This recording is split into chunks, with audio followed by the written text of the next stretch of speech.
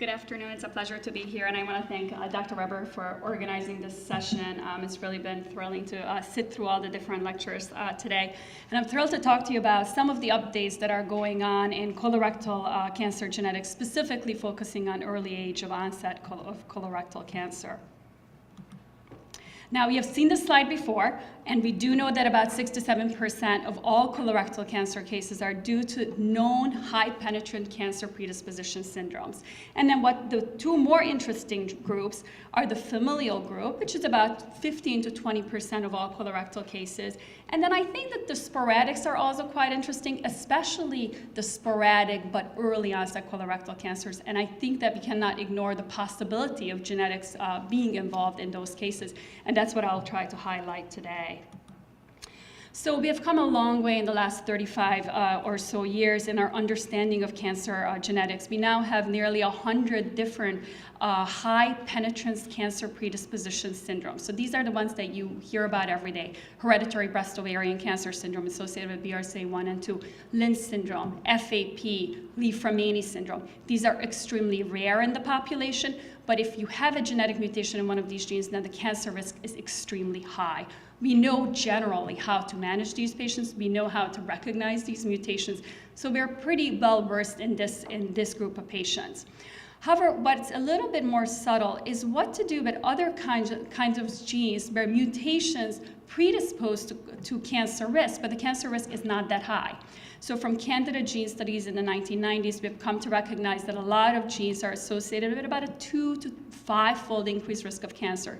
Some of them have clinical applications. Some of them we can actually screen, and there are implications in terms of how you screen patients going forward if they're recognized to have this. But some of them we don't know what to do with.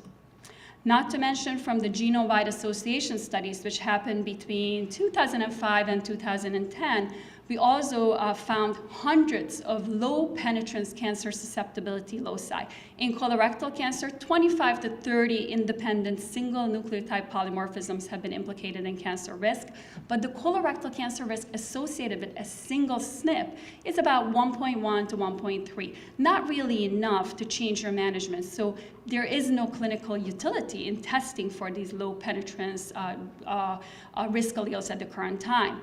Is there a possibility that a multifactorial, maybe a group of risk alleles that you have may increase your risk sufficiently that should change your management? Perhaps. That's being currently looked at in the BRCA population as a modifier of BRCA breast cancer risk, but we don't really know that yet for colorectal cancer.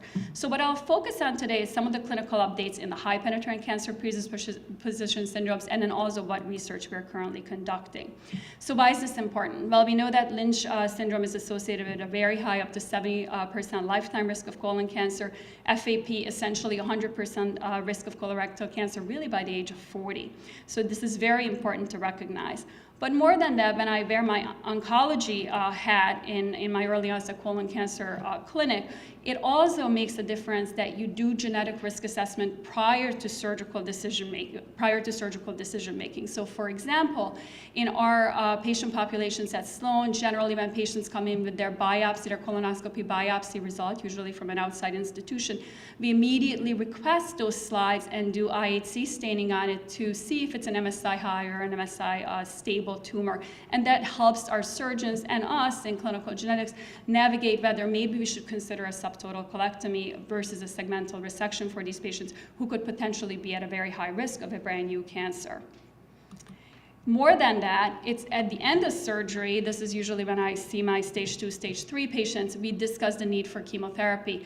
And it's very clear now that the MSI high tumors have a much better stage 4 stage prognosis than the microsatellite stable tumors. And more than that, they seem to have less benefit from receiving 5-FU treatment. And therefore, the chemotherapy regimen that we choose in our adjuvant setting is really dictated by microsatellite instability. So much so that when the AJCC met last year to consider the new TNM classification for colorectal cancer, they actually considered, and then rejected, but they did consider including MSI as actually part of the staging criteria for colon cancer. I'm not sure I fully agree with that, but I understand where they're coming from. And at the end of the treatment, obviously it has very important implications for how to prevent future cancers and what kind of surveillance we want to do in these patients. And then last but not least, this has major implications for family members who could potentially be at risk and who obviously need to get tested. So this is just an example of one of the patients that we saw in clinic. So this was a 41-year-old woman who had a colonoscopy on the outside. Biopsy showed a poorly differentiated adenocarcinoma. And what you begin to see is that in addition, there were 4 colorectal cancer cases, and then in addition to that, 5 GYN, mostly endometrial cancer cases in this family.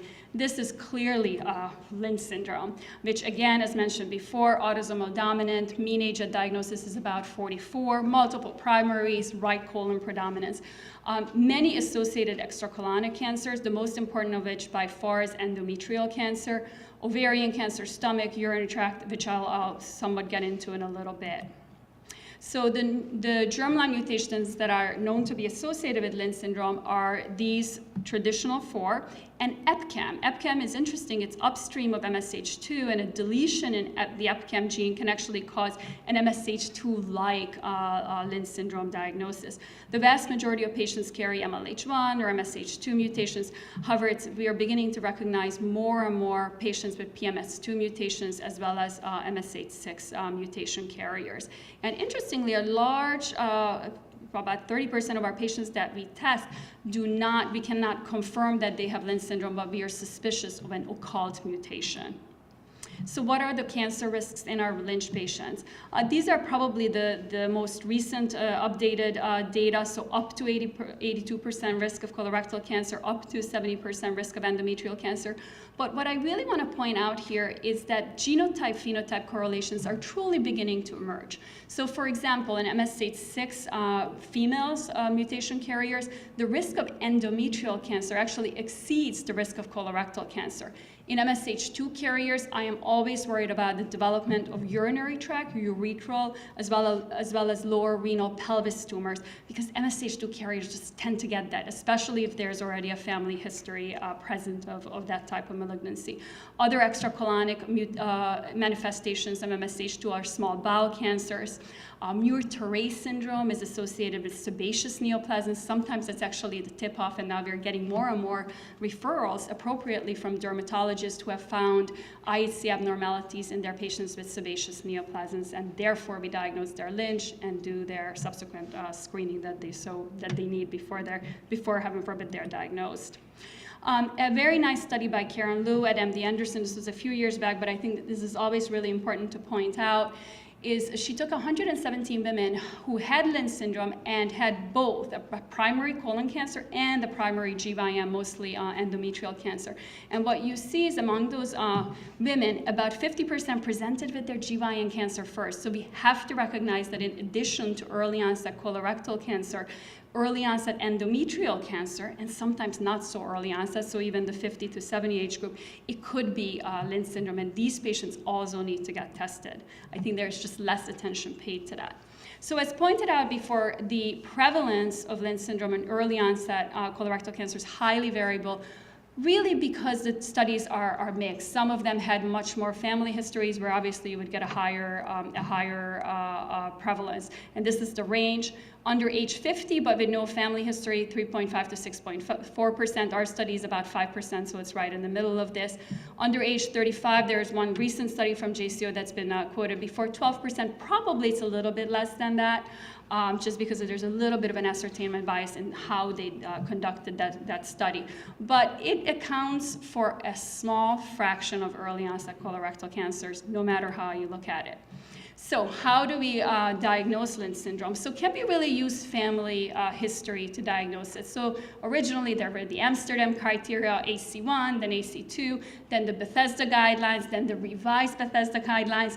And at the end of the day, all of these have limited sensitivity. Up to 50% of our Lynch patients do not meet Amsterdam criteria, and up to about 30% of our Lynch patients would be missed if we just did revised Bethesda guidelines only. If anyone has been in clinic and tried to use the revised Bethesda guidelines, they're extremely cumbersome. They're not efficient for clinic use, and many patients were just not tested because the adequate history wasn't taken. So I think this is wonderful that we are expanding now recommendations for Lynch syndrome initial screening. This is now the updated recommendation from the American Society of Clinical Oncology, as well as NCCN, and what they are recommending is either universal screening of all individuals with newly diagnosed colorectal cancer for markers of Lynch, meaning IHC staining or MSI instability analysis, or screening of newly diagnosed CRC at age less than 70 of age, and those with greater than 70 at age 70 years old, but with a family history of Lynch-associated malignancies. At Sloan Kettering, as of early 2015, we have adopted these guidelines, and we do reflex testing on these patients.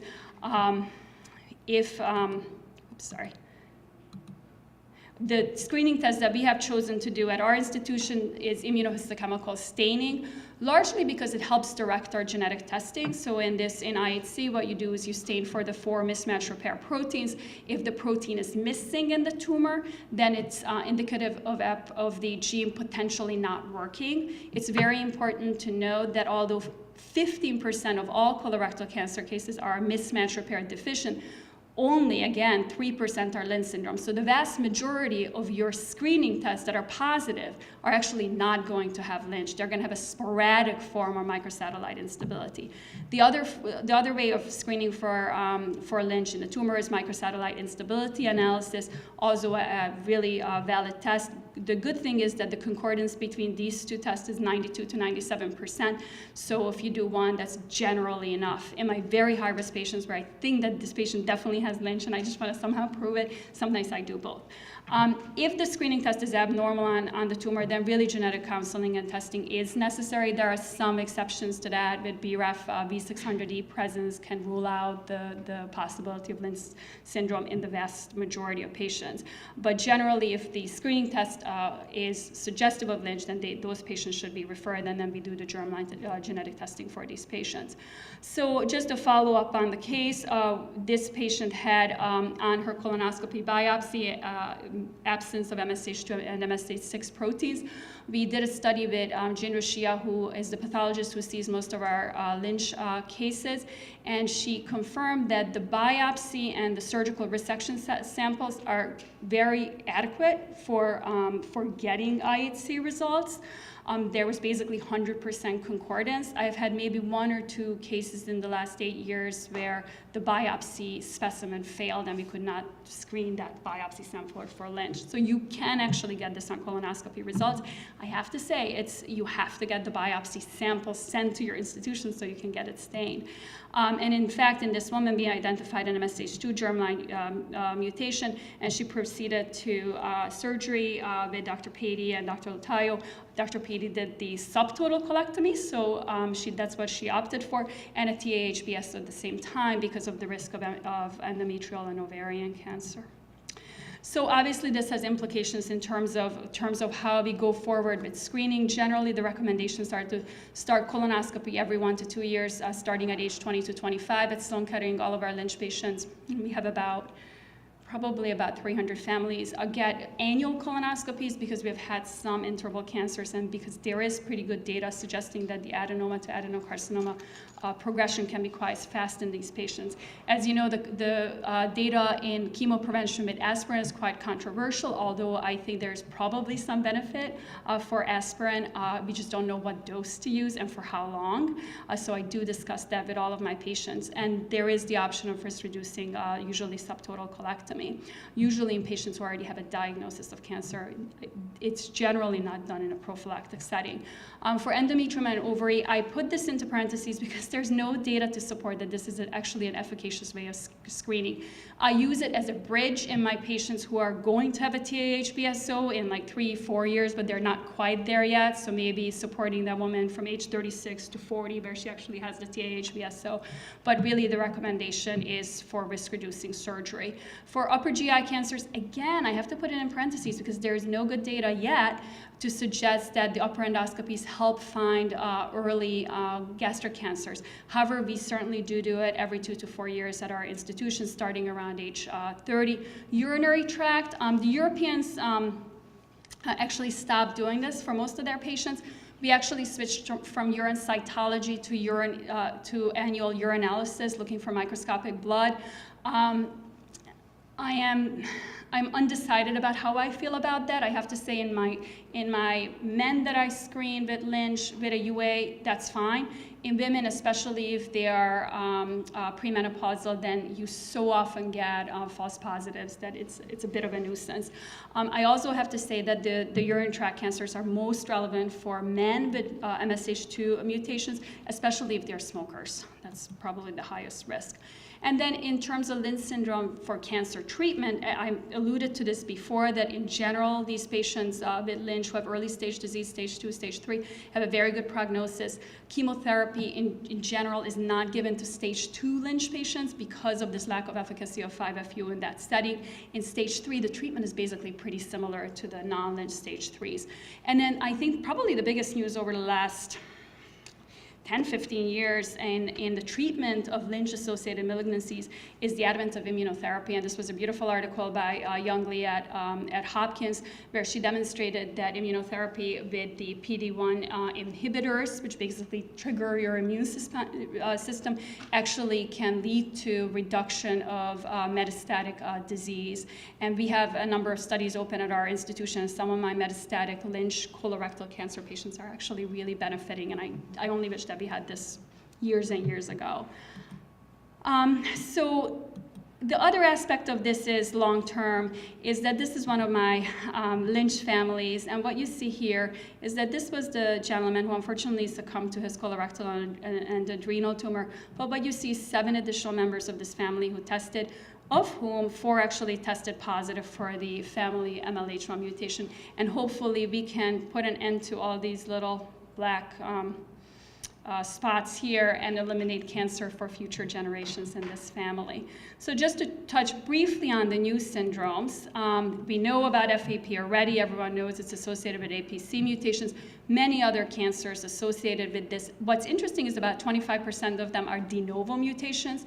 So children often present with rectal bleeding, and obviously because the colon is carpeted with these small polyps, the recommendation is prophylactic proctocolectomy in these patients.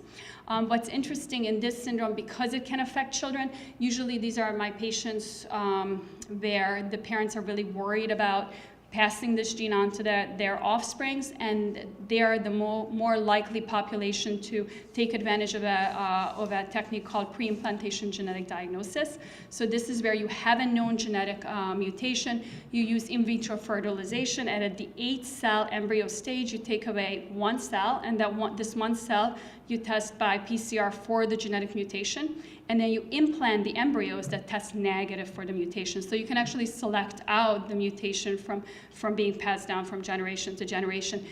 I would say the majority of my Lynch patients don't do this, because with Lynch you can live a full, meaningful life. I think the ones that choose this is like, for example, Lee Fermani, which is associated with childhood brain tumors, leukemias, so on. So attenuated AFP's, FAP, is associated with genetic mutations in the 3' and 5' ends of the genes, and it's less than 100 adenomas, and usually this is managed according to polyp burden, so you don't always have to have a surgery for these. But then the new kids on the blog that I really wanted to address are, for example, the POL and the POL-D1 mutations. And what you see in these families, this is really fascinating. They have many, many adenomas and colorectal cancer at very young ages. And through exome sequencing, the genes in the POL and POL-D1 gene, which are part of the DNA polymerase, and you can think of DNA polymerase as your spell check. And if it's broken, you get so many spelling errors in your DNA replication. And essentially, this part of this DNA polymerase is broken in these patients, and it leads to, again, an autosomal dominant looking early onset colorectal cancer. In some, there may be a suggestion of endometrial cancer in the POL-D1 mutation carriers. These tend to be microsatellite stable tumors, and we have much more to learn about these very rare syndromes. What I want to highlight is now we are really beginning to understand that there is autosomal recessive colorectal cancer syndrome. So we have known about MYH-associated polyposis for quite a few years now, and that's, again, this is biallelic, so you have to inherit a bad gene from mom, bad gene from dad to get the disease, and the disease is adenomas as well as colon cancer. However, new as of this past year is a beautiful study implicating an NTHL1 gene, which is also, like MYH, involved in base excision repair. So it's this whole DNA repair mechanism that's faulty. And it's also associated with colonic adenomas, colorectal cancer, and in the New England Journal, maybe in November, there was a case report of a woman who had multiple cancers. So maybe this genetic mutation actually predisposes you to just more than just colon cancer. BUB1B has also been implicated as an autosomal recessive colon cancer predisposition syndrome. And then constitutional mismatch repair deficiency. This is if you have Lynch from both sides of the family, and these patients often present with extremely early onset colon cancer. I have a patient who was diagnosed at age 7 with colorectal cancer, and then again at age 27, and this can be associated with brain tumors, leukemias, and almost looks like Li-Fraumeni syndrome. But what I want to highlight here is that because these are autosomal recessive, there may be a complete absence of a family cancer history in these cases. So in our early onset colon cancer patients, we need to think about these autosomal recessive diseases. So just to summarize, these are the Mendelian colorectal cancer syndromes, and as was pointed out in the last talk, we probably have about 15 genes that have been implicated. I didn't mention all of them. So the question is, should we be doing multiplex testing of these early onset colorectal cases?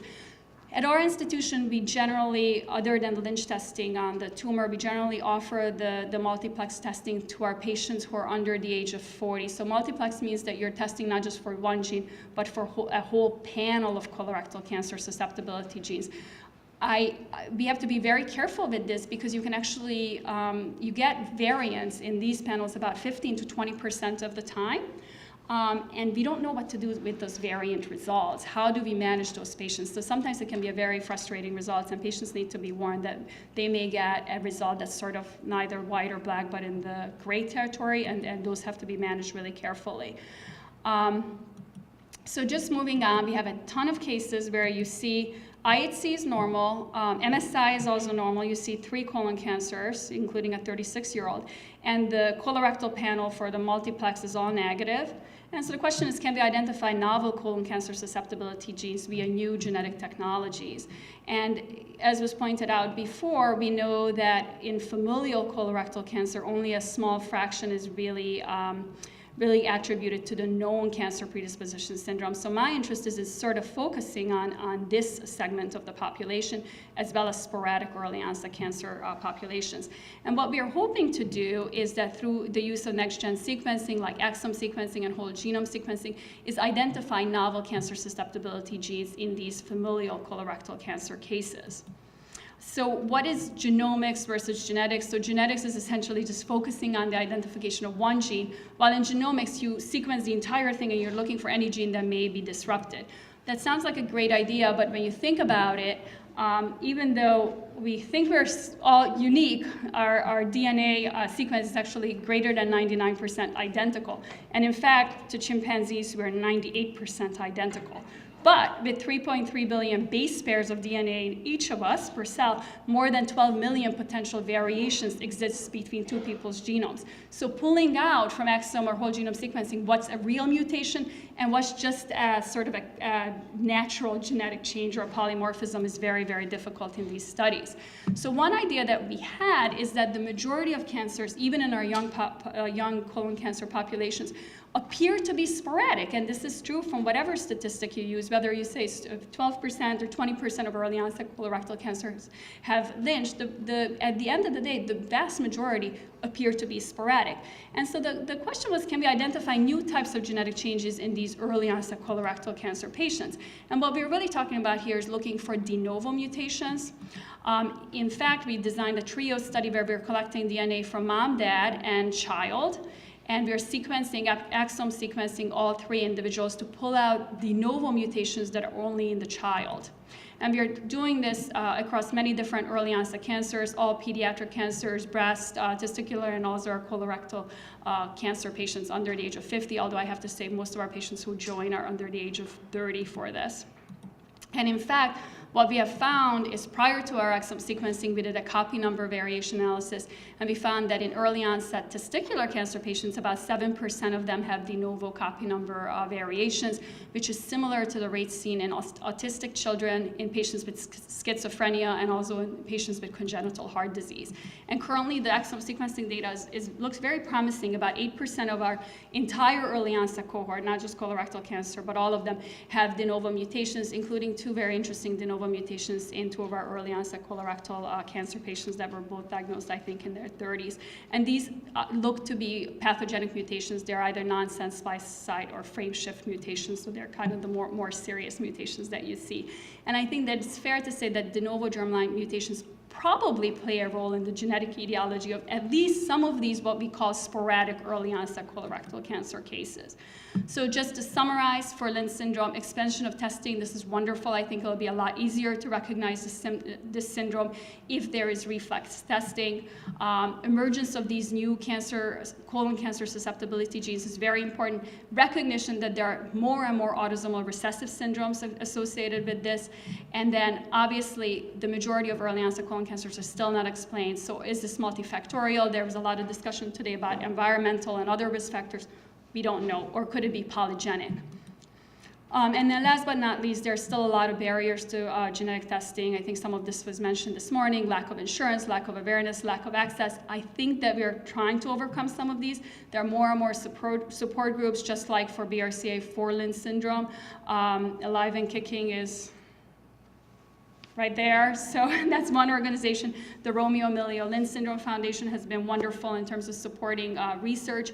At Memorial, we sponsor many different patient advocacy support groups and an educational workshop, which is actually coming up next week for our Lynch patients, just to keep them abreast of all the research that's going on. And then last but not least, I want to thank especially our families for their wonderful support, and then all of these wonderful research support mechanisms, and Ken Offit, who is the chief of our genetics service at Sloan, and Mark Robson as well, and our 12 genetic counselors who actually do all the work. So thank you.